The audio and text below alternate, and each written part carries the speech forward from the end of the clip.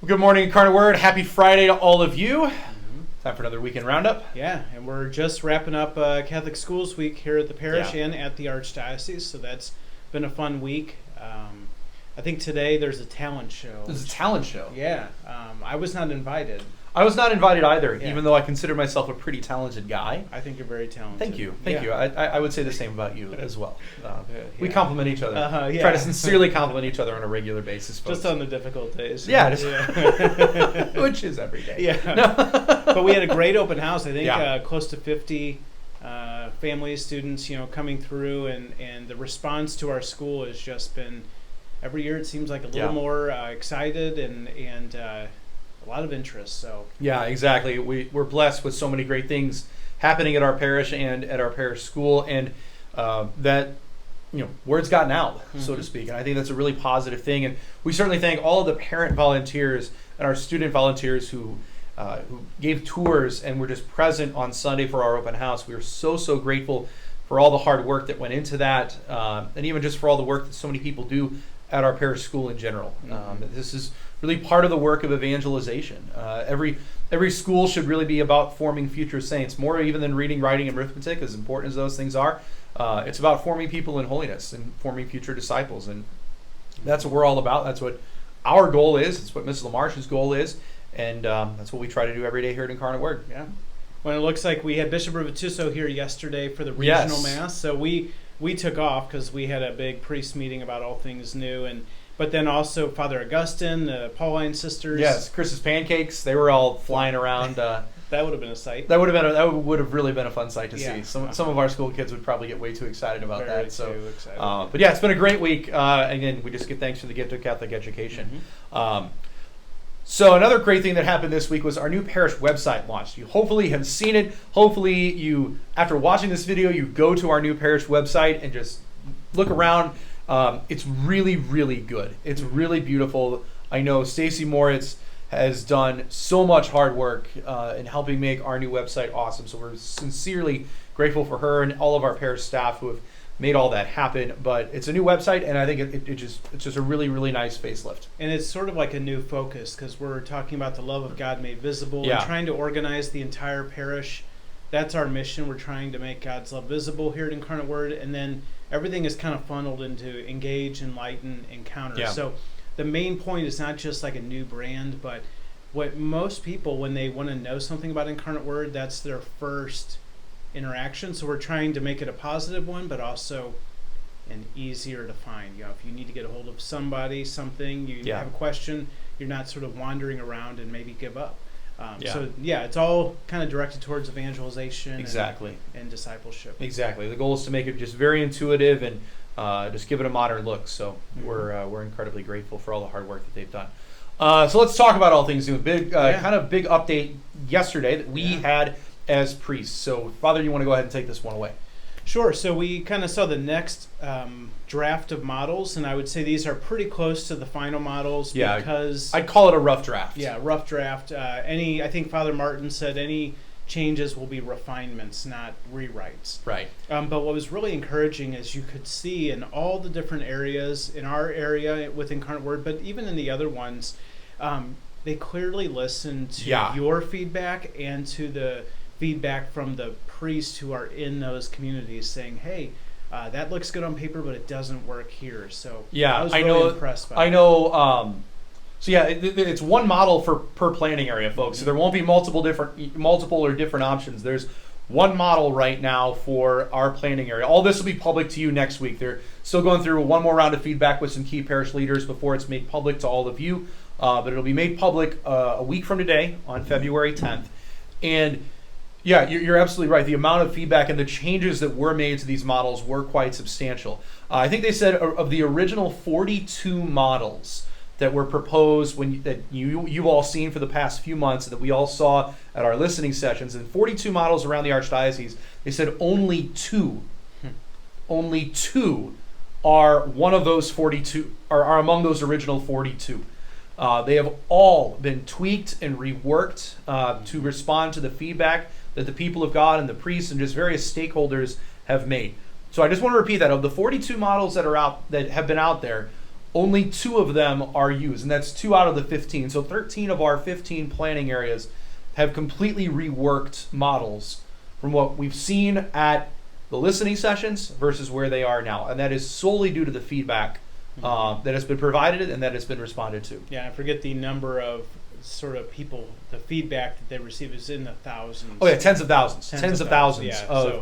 of surveys. 18,000 or something like that. It was something incredible. Yeah. So, and I was on the team that helped go through some of that feedback. And all of the random emails that one of our other planning areas got, all those email all things new at ArchSTL, I had to go through a list of emails, a boatload of emails that people had given and synthesize them and really get out, okay, what's being communicated here. So I've been on the team for that, and I can assure you that feedback has gotten all the way up.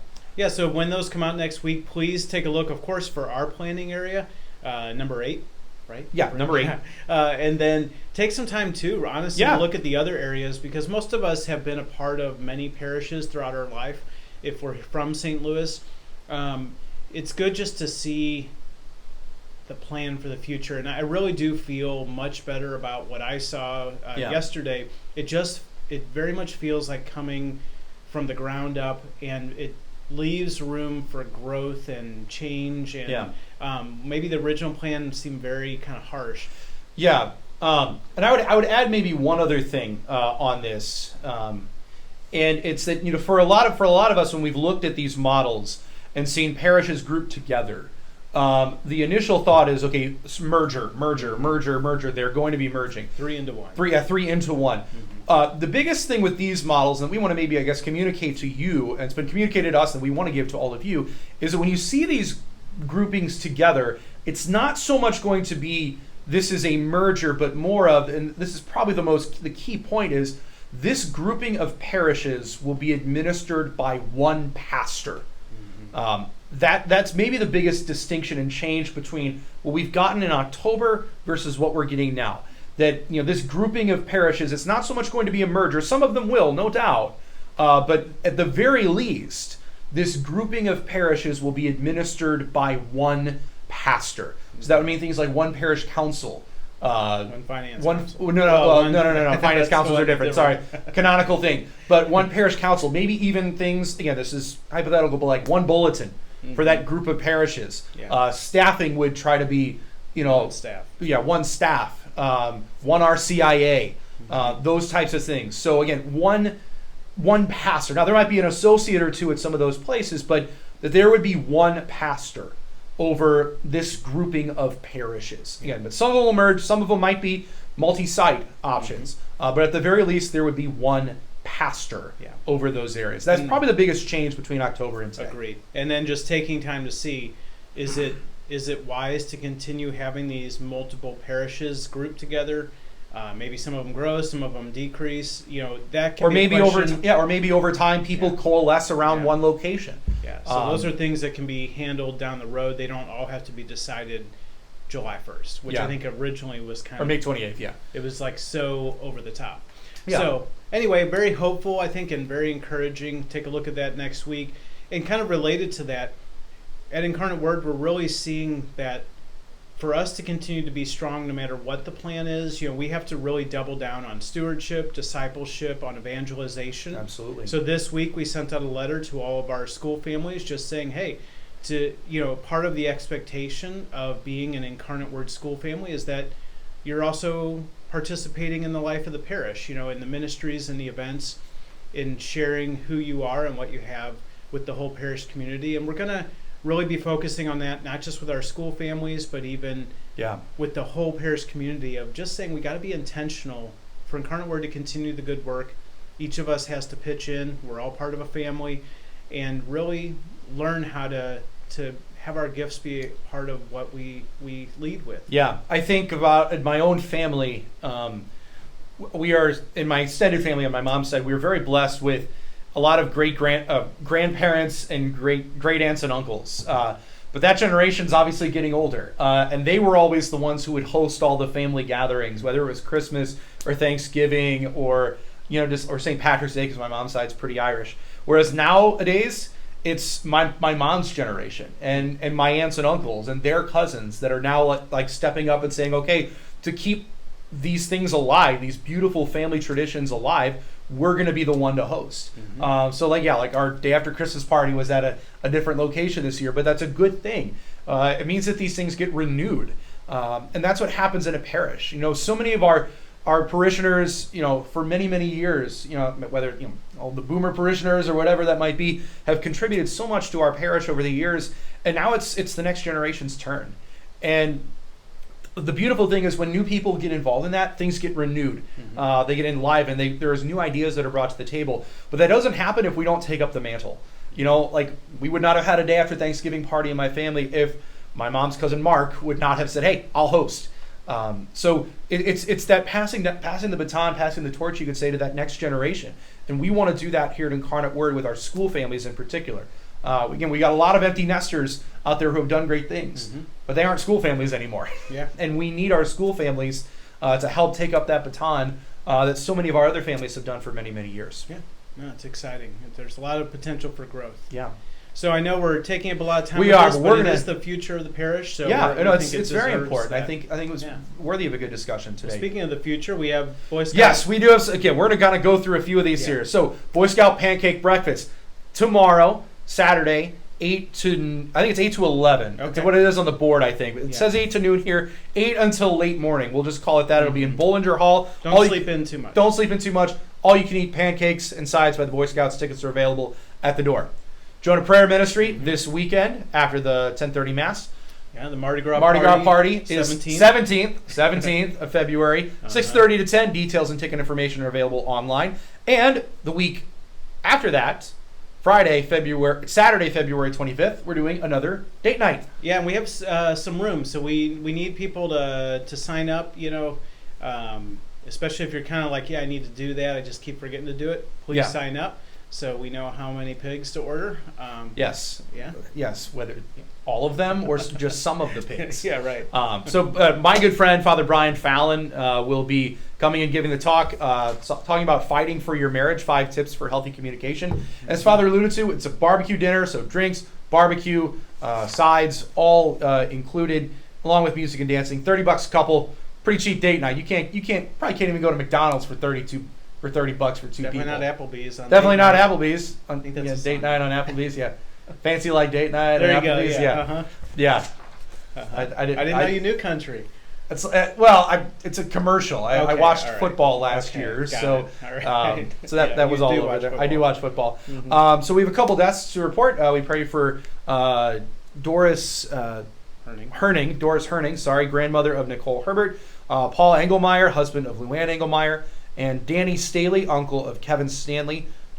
Danny Stanley, uncle of Kevin Stanley. So we pray for them, their repose, their soul, and comfort and consolation of their families. Readings this weekend. Yes, I think I did not want the deacon to preach for me this weekend, but it was the only way it worked out. Gotcha. So he's preaching for me. So it's salt of the earth and the light of the world, and I'm going to talk about how really salt and light, they don't exist for themselves. You don't just have salt for salt's sake. It's there to go outside of itself and flavor what is around it. And the same with light. You don't just have light for light's sake. It's there to illumine things for us. And so that's really what I'm going to be talking about, like how as Christians, to be the light of the world and the salt of the earth, it means we must be people who care about the salvation of others, people who propose the faith to others. St. John Chrysostom said there's nothing colder than a Christian who does not care about the salvation of others. And so I'm just going to kind of be talking about what that means, especially in our world today. Our world that doesn't want, that sees faith as a private matter. But like for us, it's the opposite of that. So. And it's respectful. Right. It's not respectful. Judgmental or right. But it's saying, I can't keep this gift right. to myself. And, this may surprise you, but I read this amazing book all about, it's just called Salt. It's about 500 pages, and it is so interesting. And it taught me about this gospel. Salt was like the gold of the ancient world. It was how you preserved your meat. It was what gave flavor. And without salt, like they would actually pay people in salt. It was so valuable and desirable. That's where salary comes from. Solace. Yeah. The person is worth their salt. Like this is all. Salt was a treasure.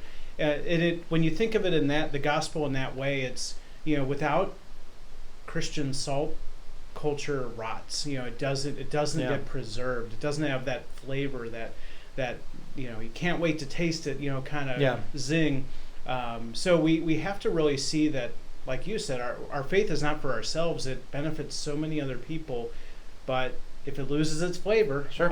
It's really good for nothing. And so a faith that's just private and kept to oneself is kind of good for nothing. It kind of is. I'm still shocked you read a 500-page book. It was a page turner about and I'm not salt. Yeah, I'm not joking. It was one of those things that the whole time I was like, so I would highly recommend it. Someone in the parish gave me a book on pepper. I have not yet read the pepper. I think, what is Salt and Pepper? Shake It Real Good. After I read that, I'll be able to do that. It's been a musical roundup. It today. has. Yeah. It has some countries, some 90s R&B. Yeah. Hey, we're going for it.